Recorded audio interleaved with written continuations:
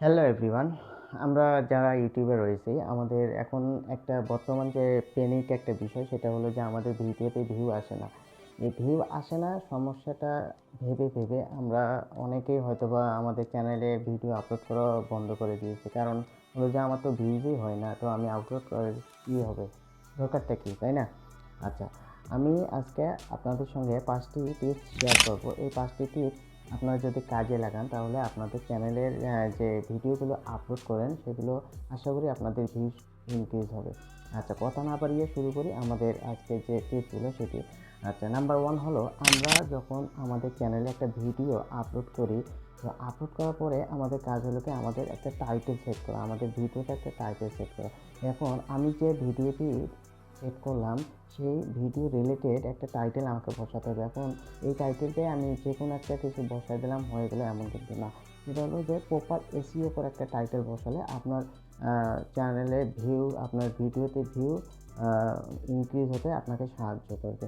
সেটা হলো, তাহলে আমি প্রপার এসইও করা এই টাইটেলটি পাবো কোথায়? এটা পাওয়ার জন্য আপনাকে এত প্যানিক হওয়ার মানে প্যানিক হওয়ার কোনো কারণ নেই। কারণ হলো, আপনি যখন ইউটিউব সার্চ বারে গিয়ে আপনার ভিডিও রিলেটেড ওই ধরনের কোনো কিছু একটা সার্চ করবেন। ধরুন আমি আমার এখানে ভিডিওটা আপলোড করেছি যে ভিউজ প্রবলেম নিয়ে, এখন কারো ভিউজ হচ্ছে না এই জন্য।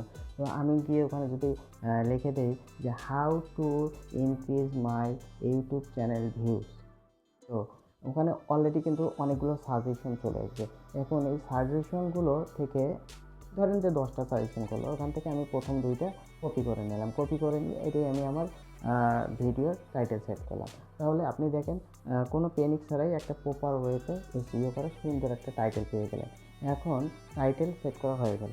এখন যেটা হলো নাম্বার 2 টিপস, সেটা হলো যে আপনি ডেসক্রিপশন এখন সেট করুন। আমরা অনেকেই আমাদের ভিডিও আপলোড করার পরে টাইটেল বসার পরে একটা সাদামাটা একটা ডেসক্রিপশন দিয়ে বাস ভিডিওটি আমরা পাবলিশ করে দিই, কিন্তু এটা আসলে ঠিক না। সেটা হলো যে আমরা যখন আমাদের প্রপার ওয়েতে আমাদের ভিডিও ডেসক্রিপশনটা ওখানে সুন্দরভাবে লিখে দেব, এটাও আমাদের ভিডিওর ভিউজ ইনক্রিজ করতে অনেক আমাদের সাপোর্ট করবে। আচ্ছা, এখন আমরা ডেসক্রিপশনে কীভাবে আমাদের ভিডিওর যে রিলেটেড কথাগুলো লিখবো সেটা কীভাবে লিখবো? প্রথমেই আমাদের হ্যাশট্যাগ ইউজ করতে হবে। এখন আমরা এখানে 3টে হ্যাশট্যাগ ইউজ করবো, এটাই হলো বেটার। তো এই হ্যাশট্যাগুলোর জন্য কিছু কিওয়ার্ড লাগবে। এই কিওয়ার্ডগুলো আমরা পাবো কোথায়? এখন আমরা একটু আগে যে আমাদের টাইটেল সেট করার জন্য আমরা সার্চ বারে গিয়ে যে কিছু 2টা কপি করে নিলাম, বাকি তো আরও 8টা রয়েছে। আপনি ওখান থেকে 3টা কপি করে নেন, কপি করে নিয়ে ওইটা প্রতিটাতে একটা করে হ্যাশট্যাগ লাগিয়ে একটা করে কিওয়ার্ড সেট করে দিন। দেন আপনি যে টাইটেলটা সেট করছেন ওইটা কপি করে ঠিক হুবহু ওই জিনিসটা এখানে বসিয়ে দিন।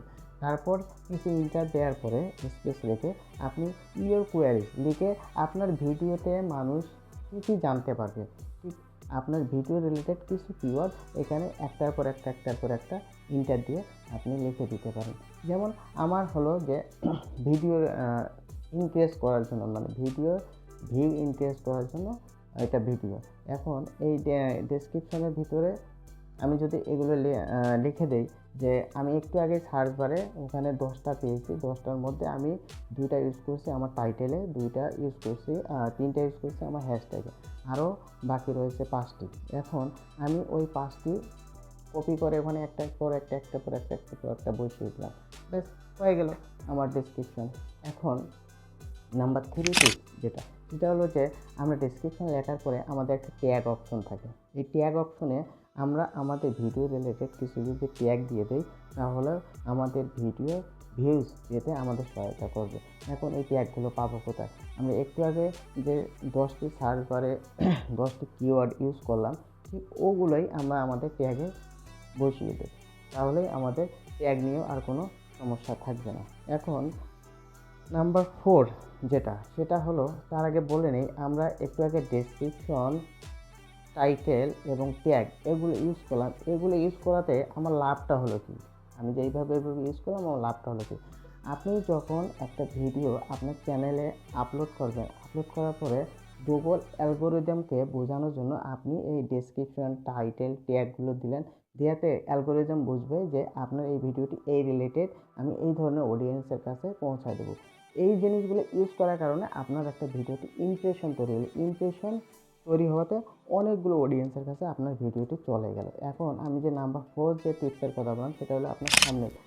এখন আপনার সাপোজ আপনার ভিডিওটি আপলোড করার পরে 1000 অডিয়েন্সের কাছে আপনার ভিডিওটি পৌঁছে গেল।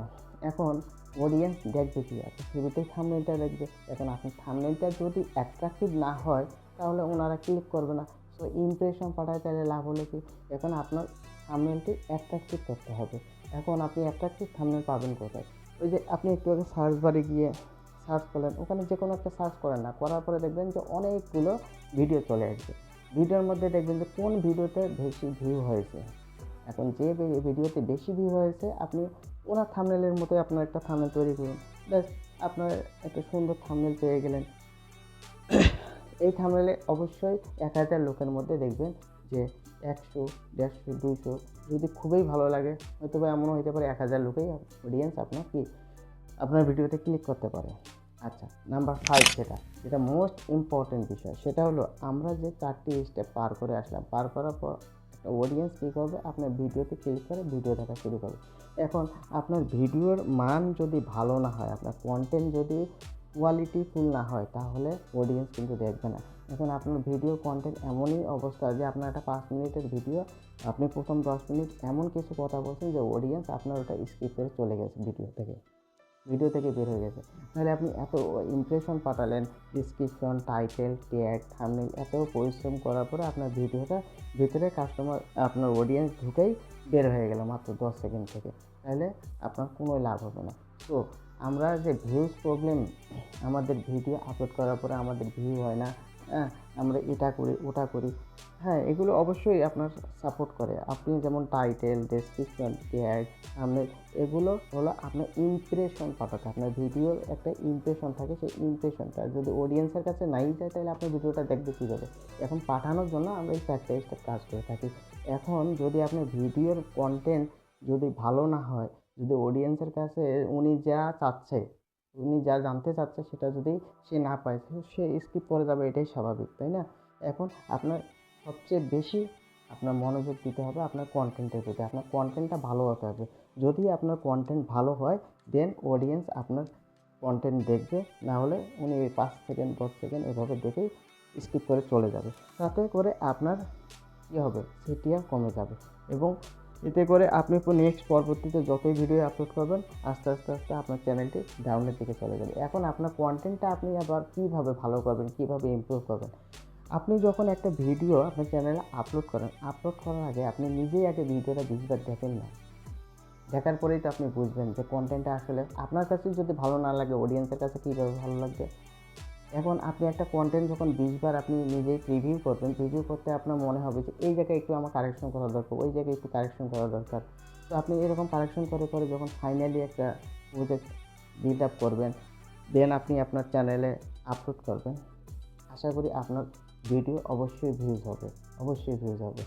যদি আমার টিপসগুলো আপনাদের ভালো লাগে তাহলে আমার চ্যানেলে সাবস্ক্রাইব হয়ে নেক্সট